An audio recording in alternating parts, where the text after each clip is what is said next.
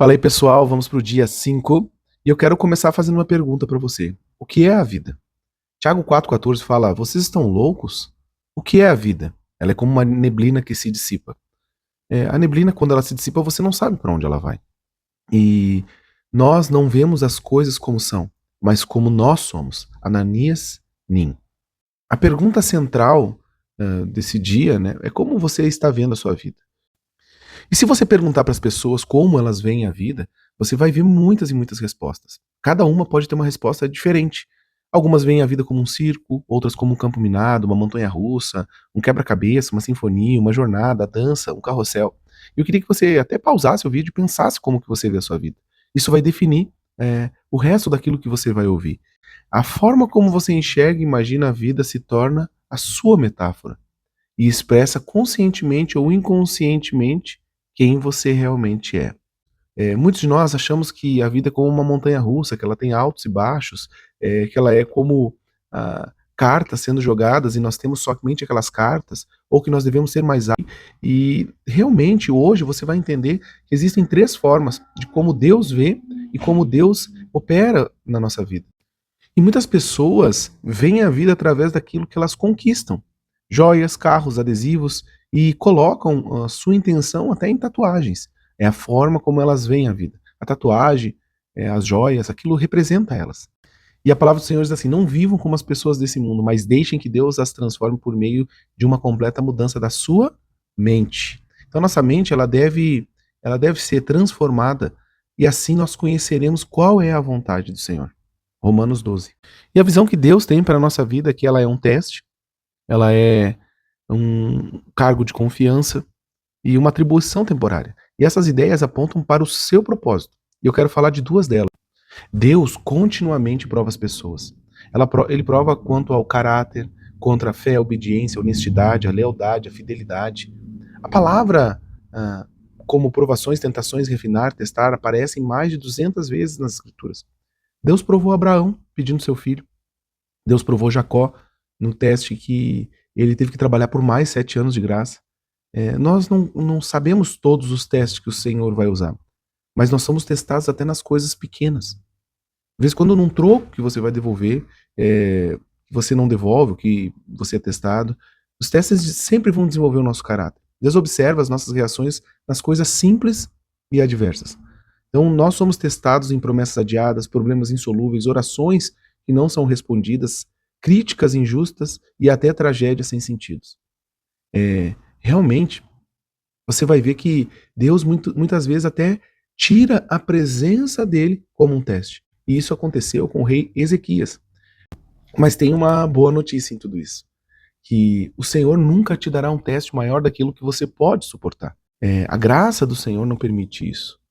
Ele quer que você seja aprovado. Olha o que diz a palavra em 1 Coríntios 10, 13.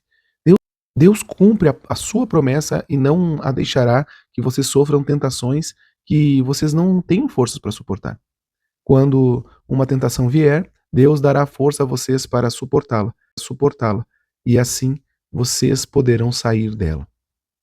Quando nós somos testados, nós temos a aprovação. E assim como uma criança que passa de ano e é promovida à próxima série, ou ao próximo curso, ou ao próximo momento, nós somos promovidos, nós recebemos um galardão no céu. Então, quando você entende que os testes, eles servem para uma aprovação, você será recompensado por aquilo que você fez. O Senhor, ele tem uma promessa de recompensa. E ela pode ser aqui na terra, ou ela pode ser lá no céu. E o segundo que eu quero falar é: a vida na Terra é um cargo de confiança. Tempo, energia, inteligência, oportunidades, relacionamentos, recursos são dadas por Deus. Deus nos confiou tudo isso para que nós venhamos administrar. Deus é dono de tudo. Olha o que diz a palavra. Salmos 24:1. Ao Senhor Deus pertence o mundo e tudo que nele existe. A terra e todos os seres vivos que estão nela vivem e são dele. Jamais possuímos a verdade. Nada aqui. Nós jamais possuiremos algo aqui nessa terra, porque tudo é de Deus e ele nos empresta as coisas. Se você for observar, você vive numa terra que foi emprestada por pessoas que já passaram por aqui. E as coisas ficam, e as pessoas, elas morrem e vão ter com o Senhor. Então cada um recebe a terra como um mordomo, um cuidador. Como você tem cuidado das coisas que o Senhor tem colocado nas suas mãos?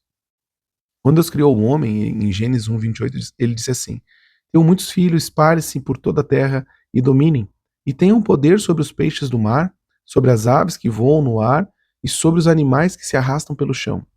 Essa função de administrador nunca foi retirada.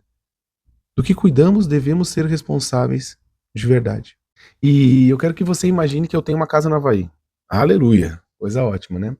E eu vou te emprestar ela. Você vai com seu cônjuge, com seus filhos, você aproveita toda a casa, a piscina, a geladeira, você pula até na cama. A casa ela foi emprestada para você.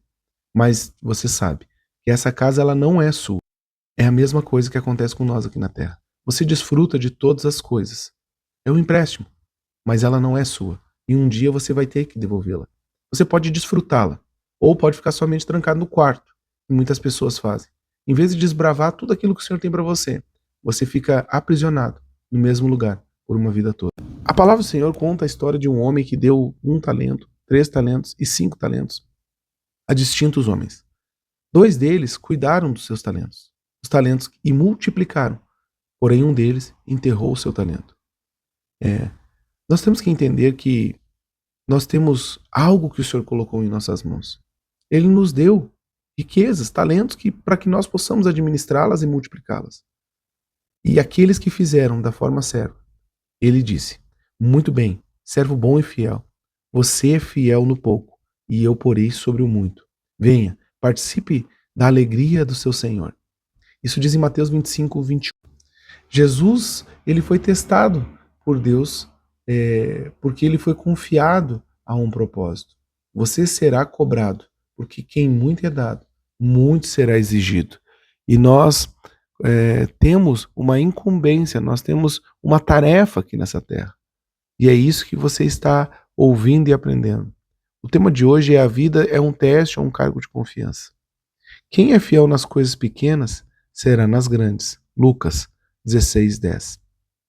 Esse é o versículo para você memorizar. O que aconteceu recentemente, que eu percebo que é um teste na minha vida.